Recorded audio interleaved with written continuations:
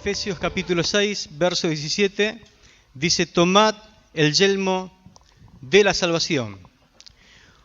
La Nueva Traducción Viviente dice: pónganse la salvación como casco.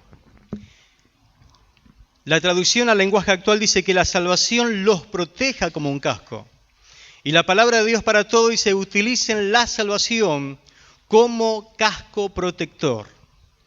¿Cómo era el yelmo o cómo era el casco romano? Recuerden que los romanos gobernaron por más de 1000 años y fueron mejorando la armadura y sus armas de guerra en el transcurso del tiempo. Los cascos romanos, conocidos como galea o cassis, variaban enormemente en cuanto a la forma. Uno de los primeros en utilizarse fue el casco montefortino, utilizado por los ejércitos de la República hasta el siglo I a.C., cuando fue reemplazado directamente por el casco colus y más tarde por el típico casco imperial. El casco montefortino era una copia de bronce barata y fácil de fabricar en masa del casco gáleo de hierro. Tenía carrilleras que protegían la cara y un pequeño saliente por la parte de atrás para desviar los golpes de la nuca. Era lo bastante abierto, sin embargo, para permitir al legionario ver u oír sin problemas. A partir de entonces el modelo fue evolucionando durante el imperio en diseños de hierro, cada vez más fuerte y con mayores protecciones, pero respetando siempre la línea original. Ahora, cuando uno piensa en el casco, en el yelmo, sería una locura y hasta una impericia que un soldado entrara a un campo de batalla sin el casco protector. ¿Me va siguiendo? Lo mismo pasaría con el cristiano, ¿no? Sería una locura, sería hasta una impericia que nosotros pensáramos que en la batalla espiritual nos va a ir bien sin el casco protector que habla aquí el apóstol Pablo. Venimos estudiando que el cristiano se encuentra metido en una batalla espiritual con poderes de las tinieblas pero bien organizados. Y que para este conflicto Dios le ha provisto los elementos necesarios para mantenerse firme, resistiendo en su lugar asignado. Y además le dio también, aparte de la armadura, algo como para dañar al enemigo, que en tal caso es la espada, que hoy no la vamos a ver. Pablo nos dice que Dios, para esta batalla espiritual, nos dio la verdad. ¿Qué más? Nos dio la justicia, todas estas cosas ya las hemos visto. Nos dio la paz, también nos dio la fe. Y hoy nos toca ver la salvación para poder resistir, dice la palabra, y estar firmes. La salvación. Para esto vamos a ir contestando algunas preguntas referentes al tema. En primer lugar, ¿qué función cumplía el casco? La lógica nos dice que proteger la cabeza, ¿no? No se necesita mucho para saber que la cabeza era un lugar extremadamente importante de preservar para el soldado. Como en ella se concentran varias cosas muy importantes, en la cabeza usted sabe que el soldado tenía la vista, los ojos había que proteger. También en la cabeza están los oídos, muy importantes para escuchar las órdenes, para estar atento a lo que su general en jefe o el enemigo quería en ese momento expresar. También está el cerebro que hay que cuidar, de donde se dirige a todo el cuerpo. Entonces era un lugar muy estratégico. Si uno era enemigo, lo primero que iba a apuntar para derribarlo era asestarle un golpe sobre la cabeza, pegarle bien fuerte sobre la cabeza. Con tan solamente un golpe fuerte y acertado, podía dejar fuera de combate a su adversario. Por eso es muy importante el casco.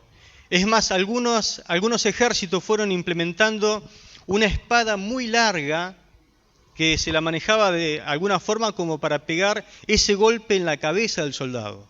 Imagínense si no tenía casco. En algunas batallas se implementaban como un martillo bien largo, bien poderoso, cosa de pegarle también en la cabeza a los soldados. Entonces era algo ilógico que un soldado fuese a una batalla sin el casco. En la batalla cuerpo a cuerpo, si llegaban a tener una sola oportunidad de un golpe, seguramente ellos apuntarían en la cabeza, querían golpear la cabeza. De ahí que el casco era vital para permanecer en la lucha, es vital. Con esto quiero que usted entienda que es vital también lo que Pablo quiere decir.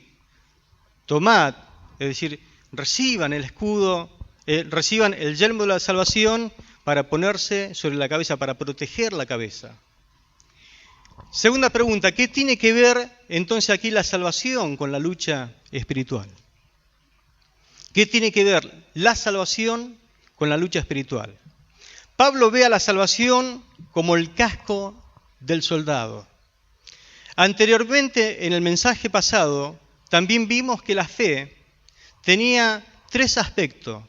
¿Se acuerda? Tiempo pasado, tiempo presente y tiempo futuro.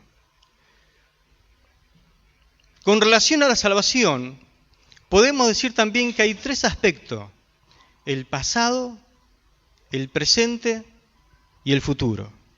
El aspecto pasado, en cuanto a la salvación, es porque nos libera de la paga y de la carga del pecado que pesa o pesaba sobre nuestras vidas. ¿Cuántos de ustedes en esta noche pueden decir que son cristianos?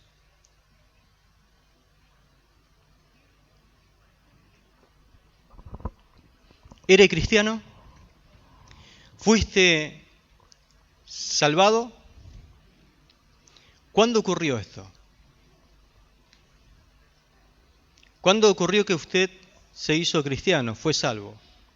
Dice la Biblia, en Romanos capítulo 10, versículos 9 y 10, que nosotros fuimos hechos cristianos cuando confesamos que Jesucristo es nuestro dueño o nuestro Señor. Dice que si confesares con tu boca que Jesús es el Señor, eso es el equivalente hoy, que Jesucristo es mi dueño, tu dueño, y creyeres en tu corazón que Dios le levantó de los muertos, serás salvo. ¿Cuánto creen esto? Porque con el corazón se cree para justicia, pero con la boca se confiesa para salvación. Así que una simple oración hecha de todo corazón te convierte en una persona salva. Gloria a Dios. ¿Qué hizo Dios entonces con mis pecados? Según lo que dice Pablo enseñando a los romanos en el capítulo 6, versículos 6 y 7, los colocó en la cruz sobre Jesucristo. Toda la carga, la mochila que pesaba sobre tus hombros espirituales del pecado, porque nosotros no sabíamos qué hacer, no sabíamos cómo liberarnos, el Señor lo solucionó por nosotros. Dice Romanos 6, versículos 6 y 7, una cosa es clara, se lo leo en la traducción al lenguaje actual, una cosa es clara, antes éramos pecadores, pero cuando Cristo murió en la cruz, nosotros morimos con Él. Así que el pecado ya no nos gobierna. Al morir, el pecado perdió su poder sobre nosotros. Gloria a Dios. Así que hemos muerto y el pecado ya no tiene más poder sobre nosotros. No puede enseñorearse como antes lo hacía, porque éramos sus esclavos. Pero al morir, al estar muerto juntamente con Cristo, ya Él no tiene dominio sobre nosotros. Por eso en Romanos 8:1 Pablo nos asegura lo siguiente: ahora pues, ninguna condenación hay para los que están en Cristo Jesús. Gloria a Dios. Ninguna condenación hay para los que están en Cristo Jesús. No sé si se puede gozar o no, pero escuche esta palabra. Ninguna condenación hay para los que están en Cristo Jesús. Amén. Nadie te puede condenar. No hay una condenación que pese sobre tu cabeza para aquellos que están en Cristo Jesús, los que no andan conforme a la carne, sino conforme al Espíritu, porque hemos vivido ahora por el Espíritu de Dios. Entonces, esto ya ha sido cubierto. Entonces, el aspecto pasado de la salvación es libertad de la paga del pecado. En el segundo aspecto es el aspecto presente, que nos libera del poder del pecado. El pecado ya no tiene poder sobre ti. ¿Escuchó? El pecado ya no tiene poder sobre ti. Ya no tiene dominio sobre ti. Aquello que te hacía pecar, aquello que te sugería y hasta parecía que me obligaba, ya no tiene poder sobre ti. Dice la Biblia que no reina más sobre ti. Antes sí, cuando no poseías salvación, el pecado se enseñoreaba, te subyugaba, uno estaba esclavo del pecado, entonces él hacía con nosotros lo que él quería. ¿Pero por qué? Porque en su carta, Juan, en 1 Juan 1, versículos 7 y 9, dice lo siguiente: pero si andamos en luz, como Él está en luz, es decir, si estamos en una nueva vida, tenemos comunión unos con otros, y la sangre de Jesucristo, su Hijo, nos limpia de todo pecado. Gloria a Dios. Nos limpia. Nos limpia. No dice que nos limpiará, sino que necesitamos como una limpieza continua. Y para eso está la sangre de Jesucristo su Hijo. Porque en algún momento no es que ahora deseamos pecar, sino que pecamos quizás por error, sin querer. Y cuando uno comete alguna falta, dice un poquito más adelante: hijitos míos, estas cosas les escribo para que no pequéis, pero si alguno hubiera pecado, abogados tenemos para con el Padre a Jesucristo el justo. Y Él es la propiciación por nuestros pecados y por los de todo el mundo. Gloria a Dios. Tenemos un abogado, alguien que aboga nuestra causa, alguien que le dice al Padre: Padre, yo morí en su lugar, así que Él te está pidiendo perdón. Y la sangre de Cristo actúa inmediatamente sobre aquellos que necesitamos. Entonces, Él sigue limpiándonos continuamente del poder del pecado. Nadie puede ya condenarte de pecado. Dice Romanos capítulo 8, versículos 33 y 34. Fíjese qué palabra tan interesante y tan importante, y que la deberíamos vivir continuamente. Nadie ya puede condenarte del pecado, ya nadie te puede acusar, porque dice la palabra Romanos 8, 33 y 34. ¿Quién acusará a los escogidos de Dios?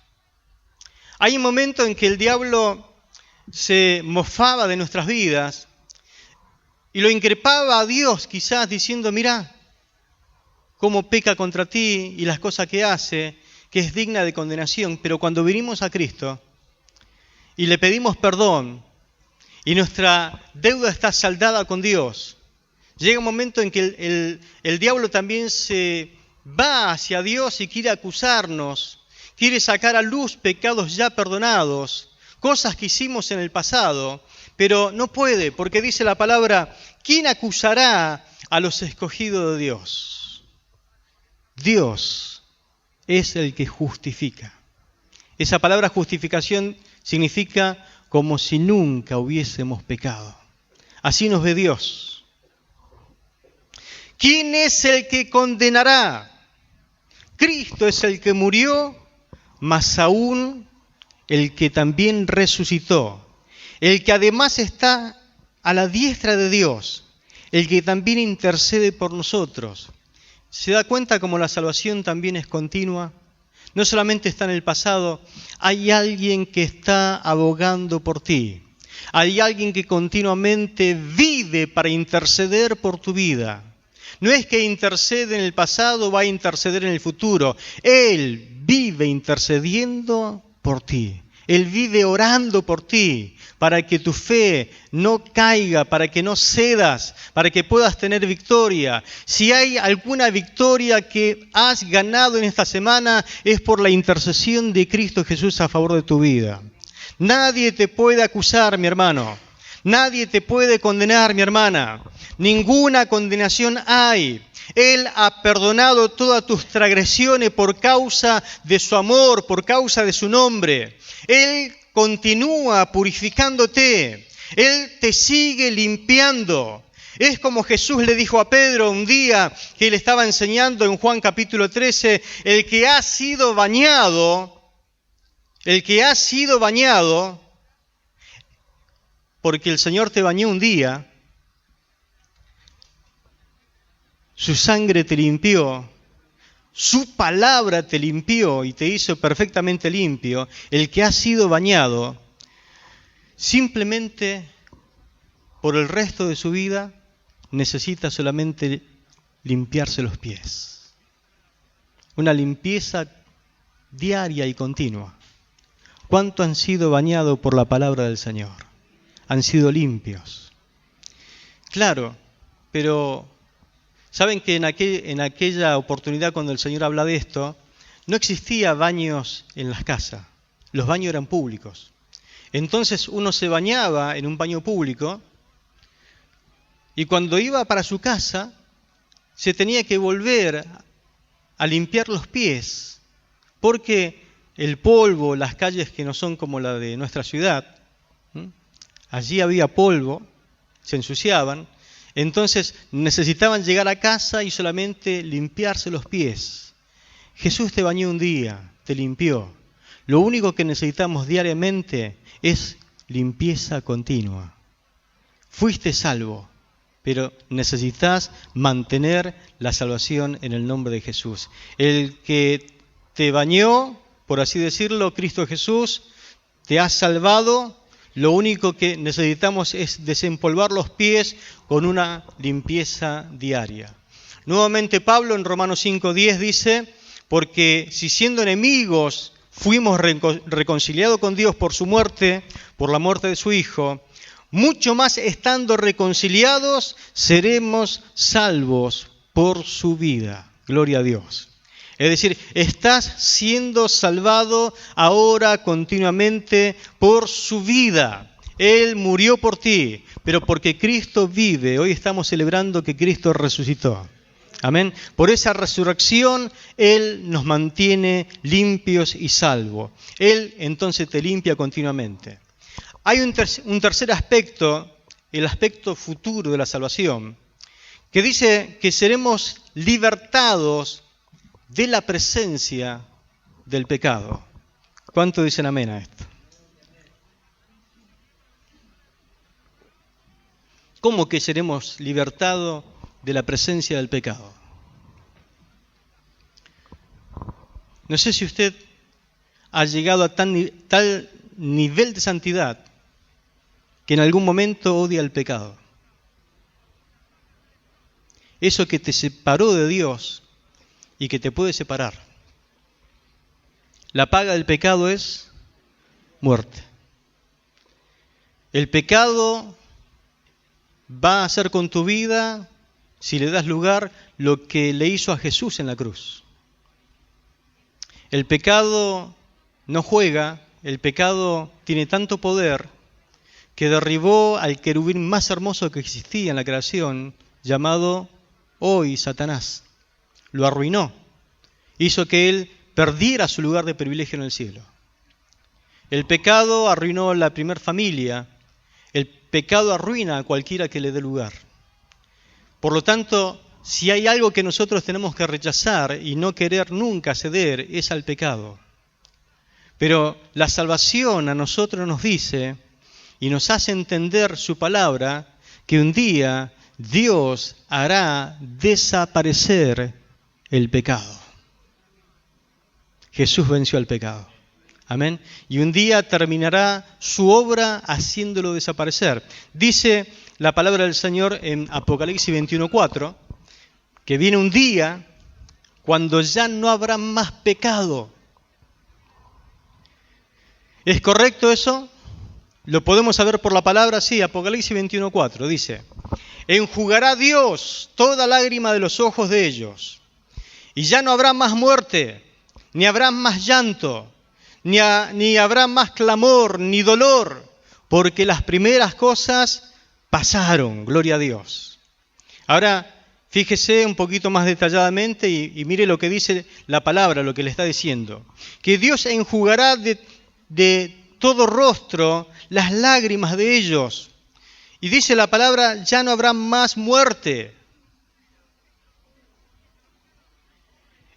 Donde Dios vive y te fue a preparar una morada, porque dijo, yo me voy, pero le voy a preparar una morada, para que donde yo estoy, ustedes también estén. En ese lugar ya no existen más las lágrimas, pero también no existe la muerte. ¿Cómo es que no existe la muerte? La paga del pecado es muerte. Entonces, ¿qué es lo que Dios erradica? ¿Qué es lo que saca de circulación? El pecado. No hay más muerte porque no hay pecado. Es más, Juan dice con una expresión tan gloriosa e incomprensible que no entrará allí cosa inmunda o que haga abominación. Dios le puso un punto final al pecado y el pecado llegará un momento en que no existirá más. No habrá más muerte, gloria a Dios. Note que no habrá más muerte porque la paga del pecado es muerte. No hay muerte porque no hay pecado. Juan añade que cuando nosotros estemos con Él, seremos como Él.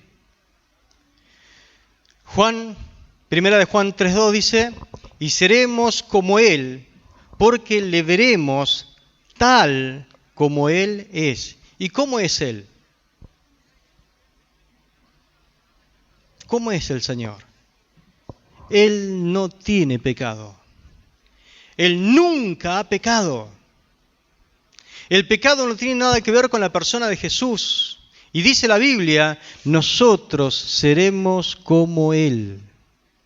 Seremos como Él, porque le veremos tal como Él es. Jesús no tiene mancha. Jesús no tiene defecto alguno. Jesús nunca pecó y nunca pecará porque Jesús es Dios. Viene un día, hermano, cuando seremos salvos aún de la presencia del pecado. Resumiendo esta parte, podemos decir que la salvación entonces ha sucedido, está sucediendo y sucederá. Ha sucedido eso en la justificación, está sucediendo ahora. Y teológicamente, ¿cómo se llama eso? La santificación. Y sucederá, y eso en teología se llama glorificación. Es decir, que el Señor nos justificó, nos santifica y nos glorifica. Justificación porque Dios te hizo libre y un día creíste en Él. Te hizo libre de la paga del pecado que era la muerte en tu espíritu. Esto en el pasado. Te hace vivir en santificación porque Dios te está haciendo libre del poder del pecado en tu mente, en tu interior. Dios te va libertando día tras día. Y el caso de la glorificación, Dios te hará libre de la presencia del pecado en el cuerpo futuro. Es decir, que este cuerpo va a ser libre del pecado. La paga del pecado es muerte. Así que este cuerpo va a ser libre ¿de qué? De la muerte. Ya no habrá más muerte. Dice Romanos 8:30, y a los que llamó, ¿cuántos fueron llamados por el Señor? A los que llamó también justificó, y a los que justificó, a estos también glorificó. Gloria a Dios. Así que todo este conocimiento nos ayudará para disfrutar de la salvación. Lamentablemente tengo que decir que hay muchas personas que son salvas pero no disfrutan de la salvación. Y otras que no se dan cuenta que no son salvas y creen que son salvas. Creen que son salvos pero no son salvos. Porque para ser salvo lo primero que hay que hacer es recibir a Cristo en el corazón y confesarlo con su boca. Nadie es salvo por familia o porque tenga algún familiar que es ministro o porque dice yo soy de religión evangélico pentecostal y soy salvo. Mentira. La religión no te salva, Jesucristo solamente salva. Amén. Gloria a Dios. Así que esta comprensión nos ayuda a destruir los argumentos falsos que muchas veces el enemigo manda a la mente, a la conciencia y que nos quiere hacer que nosotros no disfrutemos de la salvación. Tercera pregunta, ¿qué tiene entonces en mente Pablo cuando señala el yelmo de la salvación?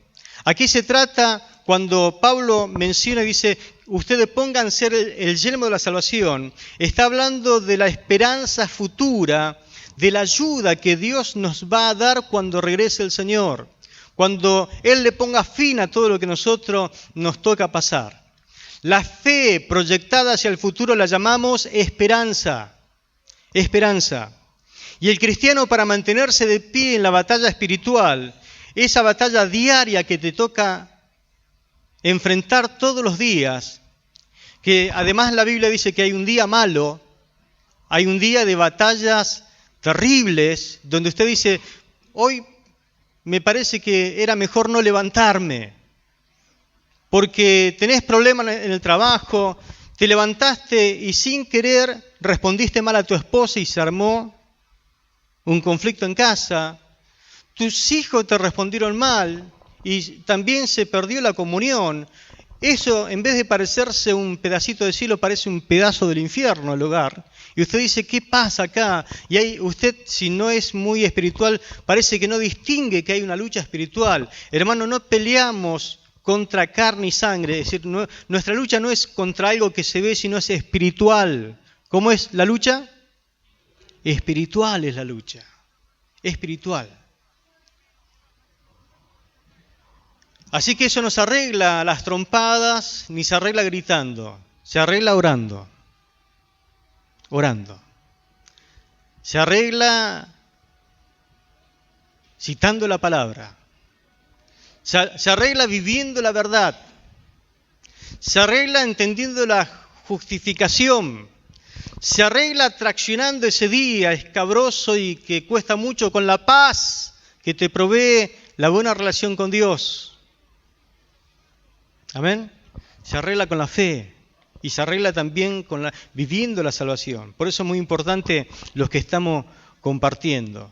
El cristiano, para mantenerse de pie en la batalla espiritual, tiene la necesidad de tener esperanza, una esperanza seguro de que él en algún momento va a ser salvado por el Señor. Pablo utiliza esta expresión, yelmo de la salvación. Y cuando Pablo cita esa palabra yelmo de la salvación, ¿qué tiene en mente? Porque nosotros tenemos hoy el Nuevo Testamento, pero ¿qué tenía en mente Pablo cuando citaba el yelmo de la salvación? El Antiguo Testamento. Entonces, ¿qué tiene en mente Pablo? Isaías capítulo 59, versículo 17, que dice lo siguiente: pues de justicia se vistió de una coraza, está hablando acerca de la persona de Dios, con yelmo de salvación en su cabeza, tomó ropas de venganza por vestidura y se cubrió de celo como de manto. Eso es lo que hace el Señor. ¿Por qué hace eso? Porque el contexto no habla de un pueblo que estaba sufriendo, un pueblo que estaba pasando momentos de muchas angustias, y un pueblo que comienza a volverse a Dios y a clamar a Dios y a pedir que Dios lo ayude. Entonces en esa angustia aparece Dios y se dispone para ayudarlo, se dispone para enfrentar a los enemigos del pueblo de Dios. Y lo primero que hace es que se pone una coraza de justicia y sobre su cabeza se pone un yelmo. ¿Se acuerda que le dije que ningún soldado se atrevería a ir a una batalla sin ponerse una protección sobre su cabeza? Bueno, Dios está demostrando lo importante que es el yelmo. El pueblo esperaba en esa salvación que Dios le va a traer. Esa salvación que traería. Puede ser que usted, en las luchas que le toque atravesar, haya un momento en que no pueda más y esté al punto de rendirse y que tenga que decir: Dios, espero de ti únicamente la salvación. Solamente espero en ti que me salves, que acudas a mí. Como el pueblo, en ese momento tuvo que aprender a esperar en Dios. Porque por ahí quería pedir ayuda a Egipto, por ahí quería pedir ayuda a otras naciones, hacer pacto con otros, pero llegó un momento que se rindió y le dijo: nuestra salvación solamente depende del Señor. Aquí el apóstol Pablo utiliza la expresión yelmo de la salvación.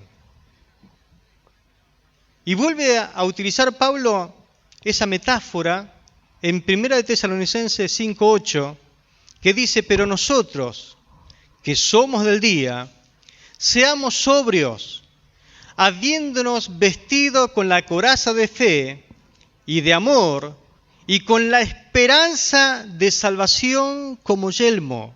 Nuevamente aparece acá esa palabra, con la esperanza de salvación como yelmo. Eso es lo que Pablo tiene en mente cuando está hablando del yelmo. Pónganse el yelmo, ¿qué es? La esperanza de salvación. El yelmo aquí se menciona en relación a esperanza de salvación. El yelmo aquí es algo que nos protege contra el desánimo, contra el deseo de rendirnos, dándonos esperanza no solamente de saber que vamos a ser salvos, sino que también en cualquier momento el Señor tiende su mano y seremos salvados de la situación que estamos viviendo. Gloria a Dios. Entonces es la seguridad de que Dios en algún momento triunfará sobre nuestros adversarios. Una de las armas más eficaces que Satanás utiliza contra los soldados de Cristo es el desánimo. Cuando estamos debidamente equipados, hermano, con el yelmo de la salvación, es muy difícil permanecer desanimado. Pero en más de una oportunidad, seguramente usted, es más, la semana que pasó quizás estuvo desanimado y algunos muy desanimados, porque el enemigo le tira como para sacarlo fuera de combate. Por eso un elemento indispensable en la salvación es la esperanza. La esperanza. Primera de Pedro 1, versículos 3 y 6, dice: bendito el Dios y Padre de nuestro Señor Jesucristo, que según su gran misericordia nos hizo renacer para una esperanza viva, por la resurrección de Jesucristo de los muertos. El verso 6 dice: en lo cual vosotros alegráis, aunque ahora por un poco de tiempo, si es necesario, tengáis que ser afligidos en diversas pruebas. ¿Cuántos de ustedes fueron esta semana afligidos por diversas pruebas? ¿Y la otra semana? Afligidos por diferentes pruebas, diversas pruebas. Todo tipo de prueba, material, espiritual, física, emocional. Problemas que a veces usted dice: no sé de dónde salió esto, pero aquí estoy viviendo este problema. Que usted ni siquiera los crea, los problemas, pero le vienen y usted se da cuenta que es algo, parece diabólico. Pruebas, dificultades. Y hay momentos donde Dios parece que aprueba que usted sea aprobado. ¿Se entendió? Dios aprueba de que usted sea aprobado, porque la fe tiene que ser probada como se prueba el oro, como por fuego, para que sea hallada en algún momento en alabanza, gloria y honra cuando sea manifestado Jesucristo. Amén. Pero dice la palabra del Señor que fuimos salvados y nos hizo renacer y nos dio una esperanza. Acá lo que Pedro está tratando de resaltar es que usted y yo tenemos un arma muy poderosa y es la esperanza. ¿La esperanza de qué? De que en algún momento todo esto va a acabarse. Todo esto tiene un fin. Todo llega a un fin. Y creo que no nos molesta mucho, nos molesta poco quizás que tengamos estas pruebas, porque hay algo que Dios prometió. Ahora, nos molestaría mucho si encontramos que nuestras batallas, nuestras guerras no tienen fin. ¿Se imagina, mi hermano, entrar en una batalla y que usted dice, bueno, hay que pelear? ¿Y cuándo acabamos? Y no hay tiempo no hay un tiempo establecido para acabar esto. Pero, y ahí viene el desánimo, como que usted dice, esto es una lucha sin tregua y no tiene fin. Pero hermano, cuando nos toca padecer y sabemos que hay un final, nosotros nos ponemos contentos. Decimos, bueno, con tal que pasemos esto porque hay un fin. ¿Cuál es el fin? Está en el versículo 4. Porque ¿cuál es nuestra esperanza? Dice el versículo 4 de 1 de Pedro 1, porque hay una herencia, escuche, incorruptible, incontaminada e inmarcesible, reservada en los cielos para todos vosotros. Amén. Gloria a Dios. Hay una herencia reservada en los cielos para ustedes, incorruptible, incontaminada, inmarcesible, es decir, eterna para nosotros. Entonces, todo lo que estamos viviendo aquí es temporal, pero la gloria que nos espera es eterna, gloria a Dios. ¿Se da cuenta que si no tendríamos esperanza de salvación, todo esto sería muy cuesta arriba? El casco de la salvación, hermano, entonces es la confianza en una salvación completa, final, total, que está por venir. Es confianza de que algún día la batalla se acabará. Nadie, hermano, podría pelear si no supiera que hay un final. Y el final que nos toca a nosotros es un final feliz. Por lo tanto, hermano, póngase el yelmo y salga a la batalla, porque todo lo que usted podría pelear y luchar para mantener la posición, hermano, tiene un día final. ¿Sabe cuál es el arma que más utiliza Satanás? El desánimo. El desánimo. Por la aparente lucha sin tregua que debemos enfrentar. ¿Cuántos recuerdan la vida del profeta Elías? Dios le dio una palabra, salió al ruedo y le dijo al rey, por mi boca, por mi oración, este cielo se cierra y se va a volver a abrir si yo oro. Así que se escondió y el rey lo andaba buscando por todas partes. 3 años y medio sin lluvia. ¿Se imagina usted que conoce del tema? Porque hay veces que nos toca pasar una sequía, ¿no? Nuestro país, este año fue el año de mayor sequía de hacía muchos tiempos, ¿no? La cosecha se arruina, se pierde, todo lo que uno siembra no da el resultado deseado, se mueren los animales de sed, el sol abrasador y un montón de cosas que uno podría argumentar porque a veces nos toca vivir. Pero 3 años y medio sin llover. Apareció nuevamente en escena Elías y le dijo al rey Acab, vamos a hacer un duelo de dioses. Si Baal, al cual indujiste a toda esta nación para adorar, es rey, es Dios, que responda por fuego. Y si Jehová es Dios, que responda por fuego. Así que lo citó todo en el Monte Carmelo, duelo de dioses, la gente clamando a Baal. Baal parecía que no tenía oreja, no podía responder, no se podía mover. Elías, que aparece, le dice, che, pero clamen más fuerte, hagan algo porque no le responde. Y se sajaban los cuerpos con cuchillo, salía sangre por todo su cuerpo y el otro riéndose. Grite más fuerte, no los escucha. Cuando llegó la hora del sacrificio, hizo traer agua, preparó el holocausto, preparó la piedra porque estaba el altar arruinado, mojó todo eso hasta que hicieron una zanja para que pudiese permanecer el agua y con solamente una oración, fuego cayó del cielo y encendió ese holocausto. Y toda la nación declarando: Jehová es Dios. Creo que no había situación más grande de éxito en la vida de un profeta. Nadie hizo eso jamás. Toda una nación se vuelve a Dios y él afiló su espada, hizo traer a todos los profetas y a degollarlo a todos, por la duda que se volvieran a adorar a esos dioses nuevamente. Acá hay que sacar el pecado de raíz. Degolló 450 profetas de Baal y la que se enojó fue la esposa del rey. Nuevamente oró y la lluvia cayó. Gloria a Dios. Dios visitó esa nación. Pero Jezabel le mandó un WhatsApp ahí a Elías y le dijo: si mañana a esta hora tu cuerpo no está como lo de uno de ellos, entonces que yo me muera.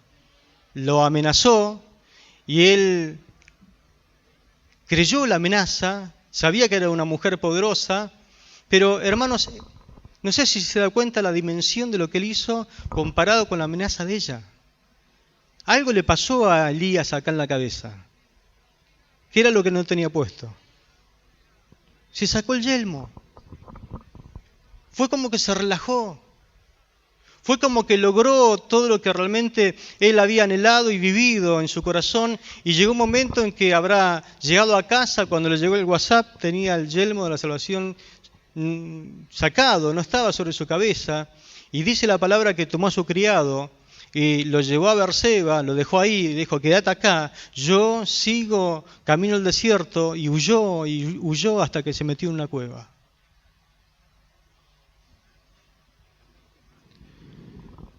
¿Qué le pasó a Elías? Vino como un desánimo. Se desanimó como que, a ver si lo puedo explicar así, como que era una lucha pero sin tregua, no había descanso. Como diciendo: esto no para más. No doy más. No doy más y tengo que huir por mi vida porque no tengo más fuerza para seguir. Ya no sé más cómo seguir. Estaba totalmente desanimado. De un momento de gloria pasó a un momento a padecer el desánimo. Pero yo quiero en esta noche alentarte. Mi hermano, no es tiempo de tirar la toalla como la tiró Elías. Él abandonó. Salió fuera del ring. Tiró la toalla. Dijo: no doy más. No puedo seguir peleando más. No doy más. Y quizás te está pasando lo mismo que le pasó al profeta. Que decir: ya no sé más qué hacer. Pero no es tiempo de rendirse. No es tiempo de victimizarse.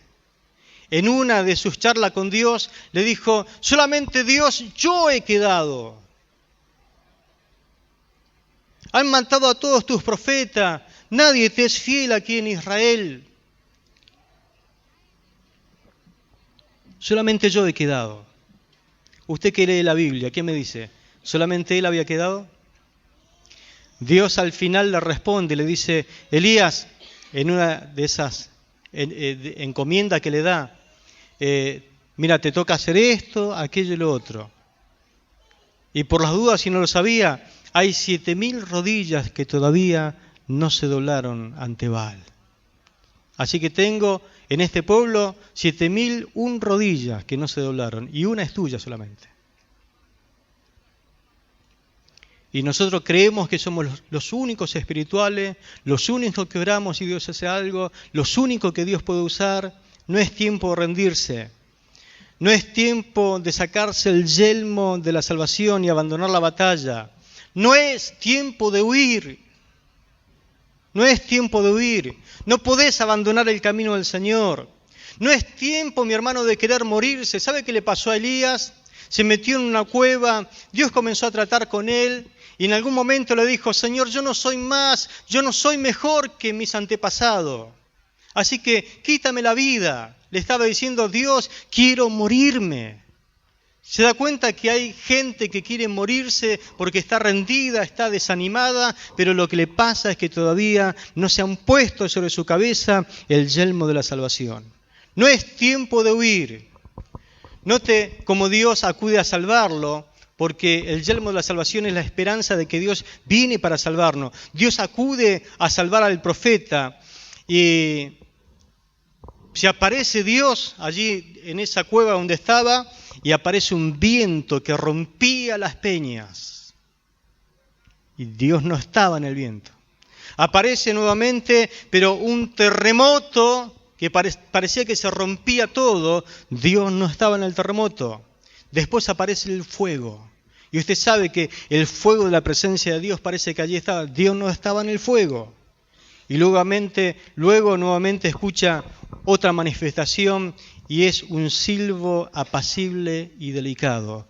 Y ahí Elías tapa su rostro, se cubre porque Dios estaba allí. Para hablarle suavemente, para hablarle casi como un murmullo de gloria. Y cuando Elías oyó, cubrió su rostro con el manto y salió y se puso a la puerta de la cueva. Y aquí vino a él una voz diciendo: ¿qué haces aquí, Elías? ¿Qué haces aquí? ¿Quién te mandó a esconderte? Yo no fui, por las dudas. Yo no te quiero escondido aquí. ¿Sabe cuánta gente hay escondida en sus hogares? Se esconde en sus piezas, se esconde detrás de la religión, se esconde detrás de alguna actividad, se esconde detrás de algunas cosas que quieran hacer en familia y se le ocurre hacerlo ahora, justo a la hora de la reunión. Se esconden y se esconden. Pero Dios, cada vez que tú lo necesites, Él va a acudir a salvarte. ¿Se acuerda lo que le pasó a Josafat cuando 3 naciones se unieron para batallar contra él y la nación de Judá? Llegó un momento en que él ayunó, puso al pueblo a ayunar, se puso a clamar y estas tres naciones se reían de él y le decían: lo vamos a sacar del mapa, así que arrepiéntanse, entréguenos la ciudad, lo vamos a hacer polvo. Y le mandaban cartas y bueno, llegó un momento en que Josafat no dio más. Y se pusieron a orar, a ayunar, a clamar. Y en un momento vino la palabra profética de parte de Dios y le dijo: oíd, Judá, todo y vosotros moradores de Jerusalén.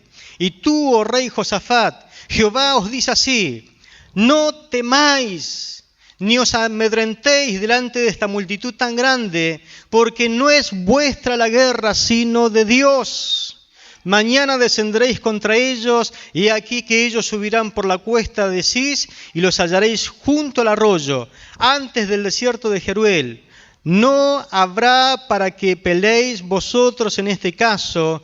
Paraos, estad quietos y ved la salvación de Jehová con vosotros. Oh Judá y Jerusalén, no temáis ni desmayéis. Salid mañana contra ellos, porque Jehová estará con vosotros. Gloria a Dios. Si Dios es con nosotros, ¿quién será contra nosotros?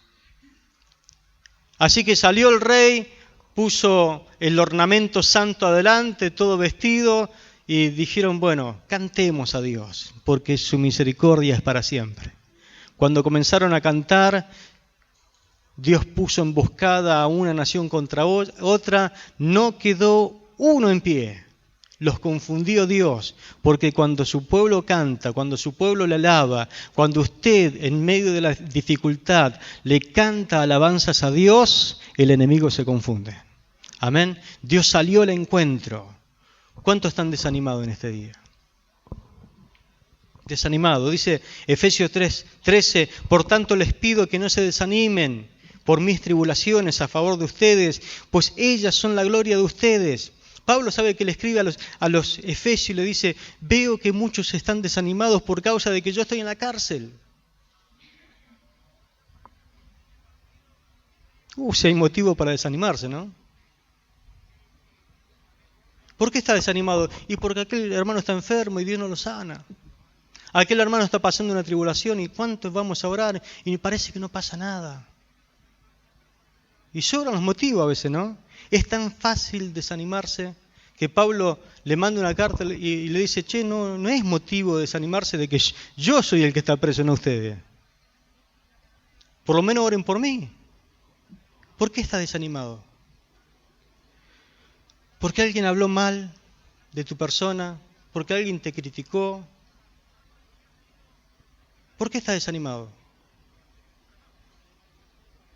¿Alguien te dijo algo indebido? Lo que pasa es que lo retaron a mi nene. A veces se desanima la gente y no quiere venir más. Me lo maltrataron a mi nene. Y tenemos un montón de excusas, ¿no? Gálatas 6:9 dice, no nos cansemos pues de hacer el bien, porque a su tiempo cosecharemos, si no, desmayamos. Mi hermano, no se desanime, no se desanime. Voy terminando. ¿Cuánto hace que estás orando por tu esposa o por tu esposo y no se convierte? No te desanimes. Estás orando por tu hijo y parece que en algún momento te lo hace peor y parece que lo domina Satanás y parece que está endemoniado. No te desanimes. A su tiempo, si no desmayás, vas a cosechar. Le estás predicando a tu compañero de trabajo y parece que en vez de venir y buscar de Dios, se va al curandero, se va al brujo, se va al gauchito Gil. Y en vez de buscar a Dios, no te desanimes. En algún momento va a ver que ninguno le puede dar resultado, sino que va a tener que doblegarse a venir a buscar de Dios. Amén. No te desanimes. Si estás invitando a jóvenes para venir a Cristo, no te desanimes en tu servicio en la iglesia del Señor. Siempre va a haber dificultades. Siempre va a haber alguien que te quiera meter un palo en la rueda. Siempre va a haber alguien que te quiera menospreciar o despreciar. Y siempre va a haber luchas y pruebas. Pero no te desanime, porque el que no se desanima, a su tiempo cosecha. Amén. Gloria a Dios. No te desanimes. Estás orando por sanidad, por liberación. Va a haber un momento en que el Señor acudirá a salvarte.